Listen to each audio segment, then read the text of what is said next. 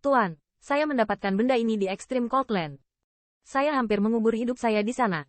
Di seluruh pasar perdagangan, saya tidak akan pernah menemukan bayi kedua seperti itu. Sangat menarik melihat Qin Yichen. Pria parubaya itu langsung berkata, seolah-olah dia takut yang terakhir khawatir harganya terlalu tinggi. Dia tidak lupa memuji barang-barangnya. 1000. Wajah Qin Yichen melintas dengan takjub, seolah bertanya-tanya apakah telinganya salah dengar. Hanya itu saja, kamu menyimpannya untuk dijual. Segera, dia menggelengkan kepala, tatapannya melihat ke tempat lain. Tuan, tolong tahan langkahmu. Melihat tindakan Qin Yichen, kulit pria parubaya itu sedikit berubah, dan dia segera memaksakan senyum. Berkata, Tuan, mengapa Anda tidak meminta harga? Jika cocok, bagaimana saya akan menjualnya? Buah es dingin 1000 tahun pasti sangat bermanfaat bagi seniman bela diri dari atribut es. Tetapi bagi orang lain, itu tidak hanya tidak berguna, itu akan bertahan lama, dan itu akan merusak tubuh Anda. Ki dingin ekstrim semacam itu bukan untuk semua orang. 80, ya, 100 cairan spiritual, bagaimana?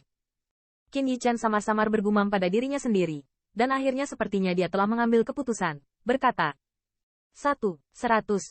Mendengar harganya, kulit pria parubaya itu tiba-tiba sedikit tenggelam. Meskipun dia tahu bahwa benda ini sama sekali tidak berguna bagi orang yang bukan Hanais Atribute, tetapi apa yang dia dapatkan hanya setelah kerja keras dan kerja keras, dengan harga seperti itu, tetap membuatnya tidak dapat diterima. Tuan, apalagi yang akan Anda tambahkan? Melihat ekspresi acuh tak acuh Qin Yichen, itu memohon. Berapa harganya? Alis Qin Yichen sedikit mengernyit, sepertinya saya merasa harga barang seperti itu sudah sangat bagus. Tambahkan 100. Pria parubaya itu bertanya ragu-ragu, dengan permohonan yang kuat di wajahnya. Harga ini sudah menjadi garis bawah terendahnya. Hal utama adalah dia bukan rasa atribut es dingin, dan tubuh fisiknya tidak sombong. Selama ini, tubuhnya sendiri telah disiksa oleh hantu ini dan penyakit yang tersembunyi. Kalau tidak, bagaimana mungkin dia mau menjual buah es berusia 1000 tahun ini dengan harga ini? Baiklah, namun, yang mengejutkan pria parubaya itu adalah bahwa Qin Yichen tampaknya tidak memikirkannya sama sekali. Tetapi setelah samar-samar bergumam pada dirinya sendiri, dia setuju. Ini adalah 2100 cairan spiritual. Qin Yichen mengeluarkan 2 botol giok dari gaun lengan dan menyerahkannya kepada pria parubaya itu, kata. Melihat kesegaran Qin Yichen, mata orang itu berkilat dengan sentuhan kejutan. Hehe, mudah berbisnis dengan orang besar. Setelah mengambil botol batu giok, pria parubaya itu tidak pergi untuk melihatnya. Dia baru saja membuka konter kristal dan menyerahkan buah dingin 1000 tahun kepada Qin Yichen. Ada beberapa mata dasar yang bisa datang untuk menjual barang di sini. Jenis temperamen pada Qin Yichen membuatnya merasa bahwa yang terakhir pasti tidak rendah.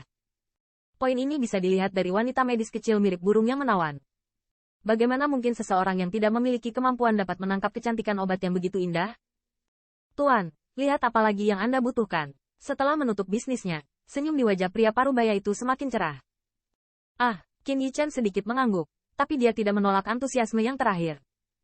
Nyatanya, harga 1002 cairan spiritual selama 100 tahun buah dingin benar-benar di luar dugaannya. Awalnya, ketika pria itu membuka 1000 cairan spiritual, dia hampir setuju. Karena dia membeli ini untuk Luling Han. Untuk tubuh yang terakhir, saya tidak tahu apa yang terjadi, seperti benda dingin yang langka ini. Bagi Luling Han, itu pasti harta yang langka. Bahkan jika harganya sangat mahal, Qin Yichen tidak dapat dengan mudah menyerah ketika dia menemukan benda ini.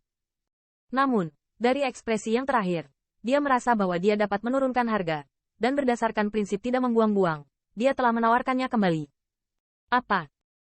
Tiba-tiba, mata Qin Yichen menyipit sejenak, dan matanya tertuju pada penghitung kristal lainnya. Di matanya, sepertinya ada semacam keraguan yang muncul. Di sana, sebuah batu berbentuk oval ditempatkan di meja kristal, dan lubang di batu itu tampak seperti kerikil, yang sangat tidak proporsional dengan meja kristal yang halus. Tapi entah bagaimana, melihat batu itu, Qin Yichen memiliki perasaan aneh di hatinya. Batu kuhuk, tidakkah orang dewasa menyukainya? Pria parubaya itu terbatuk, dan tersenyum malu. Benda itu ditemukan di sebelah es buah berusia 1000 tahun. Saya pikir itu sesuatu yang aneh dan saya menunjukkannya kepada orang dewasa di pameran dagang ini. Jika bukan karena buah beku berumur 1000 tahun, diperkirakan orang dewasa itu harus mematahkan kakiku. Atau harus mengatakan bahwa aku menggunakan beberapa batu compang camping untuk menipu mereka. Omong-omong, pria parubaya itu sepertinya sedang memikirkan sesuatu yang berdebar-debar. Tubuhnya bergidik dan mengecilkan lehernya dan mengangkat bahu. Di lantai atas kami, ada area penjualan Flying Star Spirit Crystal. Dia pasti telah menunjukkannya kepada master penilai di sana.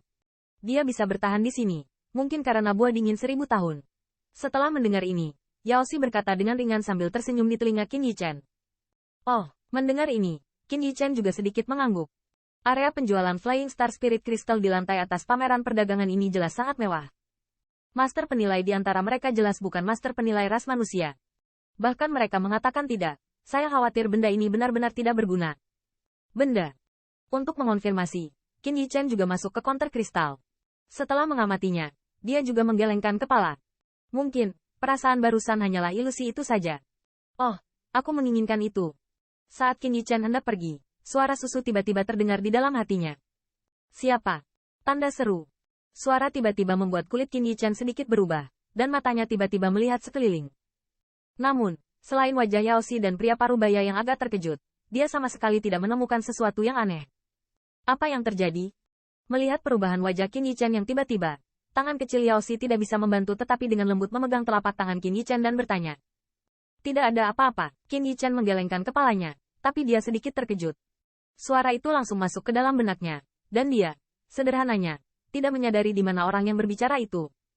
Oh, aku ingin benda itu dan membelinya. Dan saat Qin Yichen mengira dia memiliki ilusi, tubuhnya tegang lagi, karena suara itu berdering lagi di benaknya.